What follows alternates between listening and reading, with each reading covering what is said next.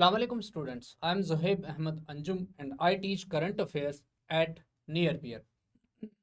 Students, Pakistan के जो water crisis का इशू है वो रिसेंट ईयर्स में बहुत प्रोमिनेंस हासिल कर गया है और इसकी मुतद्दद वजूहात हैं, इसके मुख्तलिफ महर्रकात हैं और इसके पीछे कारफरमा बहुत सारे अवामिल हैं।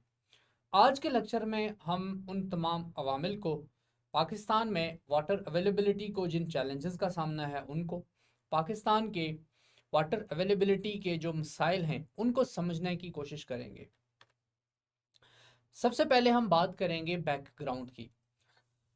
जो पानी है ये नेशनल सिक्योरिटी और सर्वाइवल के लिए बहुत अहम है और ये बात ज़्यादा दुरुस्त होती है पाकिस्तान जैसे मुल्क के बारे में कि जो एक एग्रेरियन स्टेट हो, जिसकी तकरीबन 60% से ज़्यादा जो पॉपुलेशन है या जो 60% से ज़्यादा जो एम्प्लॉयमेंट है वो लिंक्ड हो एग्रीकल्चर सेक्टर के साथ, और एग्रीकल्चर सेक्टर जो कि डिपेंड करता हो इरिगेशन नेटवर्क के ऊपर, और इरिगेशन नेटवर्क्स जो हैं वो वाटर अवेलेबिलिटी या पानी की सप्लाई के ऊपर डिपेंड करते हों, तो फिर उस मुल्क के लिए पानी नेशनल सिक्योरिटी का और कौमी बका का मसला बन जाता है।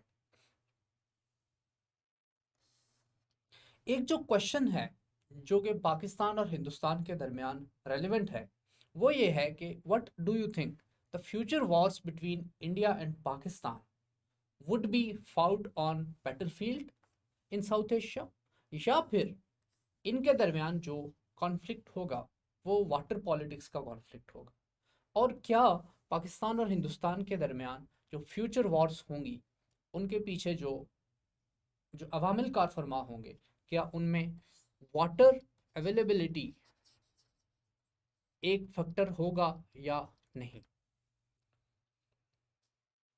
दे would be fought in the arena of water politics. Pakistan और हिंदुस्तान के दरमियान कश्मीर के मसले से भी ज़्यादा अहम मसला इन सालों में जो इमर्ज होकर सामने आया है वो है वाटर पॉलिटिक्स का इशू। पाकिस्तान जो है वो एक वाटर इंटेंसिव कंट्री है।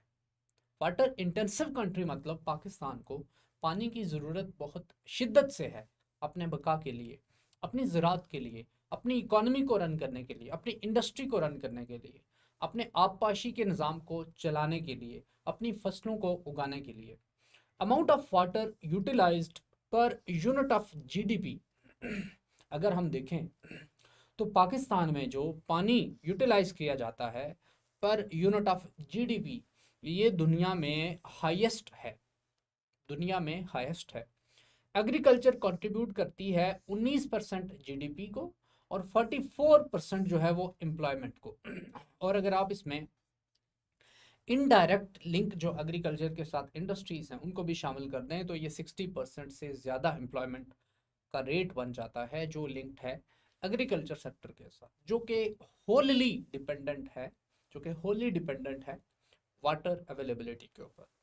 80% कंट्रीब्यूशन है एग्री सेक्टर की नेशनल एक्सपोर्ट बेस में, 80% ये आपकी नेशनल एक्सपोर्ट्स में एग्रीकल्चर सेक्टर जो है वो कंट्रीब्यूट करता है, जो कि डिपेंड करता है इरिगेशन के ऊपर और वाटर सप्लाई के ऊपर। वाटर टेंशन्स पाकिस्तान और इंडिया के दरमियान जो हैं वो ना सिर्फ ये कि पाकिस्तान की जीडीपी ग्रोथ को अफेक्ट करते हैं बल्कि पाकिस्तान के एक्सपोर्ट बेस को भी अफेक्ट करते हैं, और इसका जो इम्पैक्ट है वो पाकिस्तान की नेशनल सिक्योरिटी और सर्वाइवल के ऊपर होता है।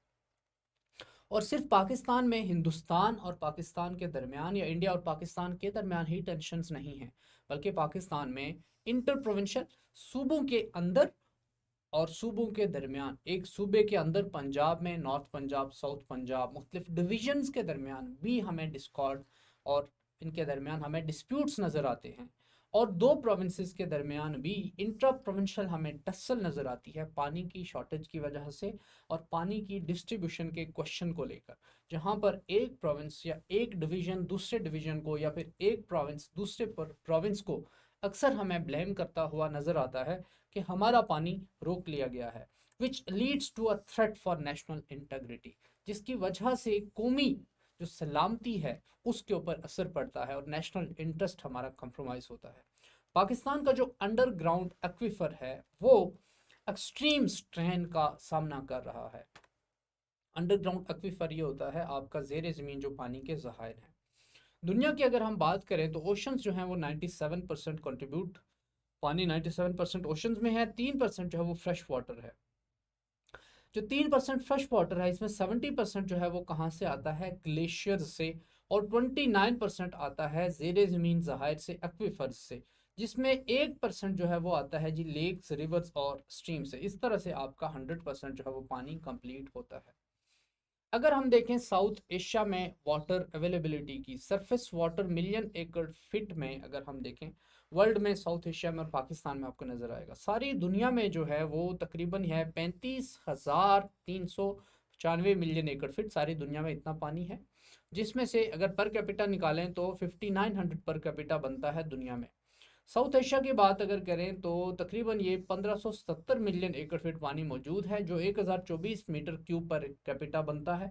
पाकिस्तान की बात करें तो ये और कम है, 145 मिलियन एकड़ फीट पानी पाकिस्तान में अवेलेबल है, जो कि बनता है 1032 मीटर क्यूब पर कैपिटा। ये साउथ एशियन रीजन में पाकिस्तान, इंडिया, अफगानिस्तान, भूटान, श्रीलंका वगैरह, बांग्लादेश और मालदीव्स शामिल हैं। वाटर अवेलेबिलिटी अगर इंडस बेसिन में देखी जाए तो मैक्सिमम फ्लो 1978 1979 में जो था वो 183 था। एनुअल फ्लो जो है वो, एवरेज एनुअल फ्लो 1976 से लेकर 2015 तक जो है वो 145 मिलियन एकड़ फीट, और मिनिमम फ्लो 2001-2002 में 99 मिलियन एकड़ फीट था। सो आपको ये इंडस बेसन में फ्लो की एवरेज नजर आ रही है। Reservoirs needed for inter season and inter year transfer of water, 80% water 100 दिनों में हमें ज़रूरत है, और 20% वाटर जो है वो बाकी सीजन में, बाकी विंटर में जो है वो हमें ज़रूरत है। अगर हम बात करें तो पाकिस्तान में जो पानी का मसला है वो बहुत सारे और मसाइल के साथ लिंक्ड है। मिसाल के तौर पे आबादी का बढ़ना, एक्सप्लॉयटेशन ऑफ ग्राउंड वाटर जो है वो अनचेक्ड है, हम जो है वो उसके ऊपर कोई कंट्रोल नहीं है, रेगुलेटेड नहीं है। अर्बनाइजेशन पाकिस्तान में बहुत तेज़ी के साथ पाकिस्तान अर्बनाइज हो रहा है।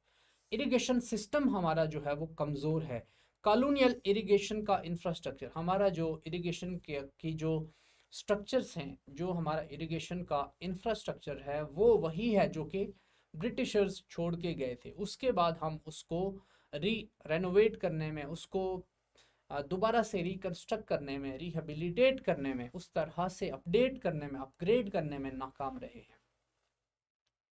Financially unsustainable operations of irrigation system या पाकिस्तान में जो इरिगेशन डिपार्टमेंट है उसके पास इतने पैसे नहीं हैं कि वो अपने आप को मेंटेन भी कर सके और अपनी ऑपरेशनल कॉस्ट भी निकाल सके।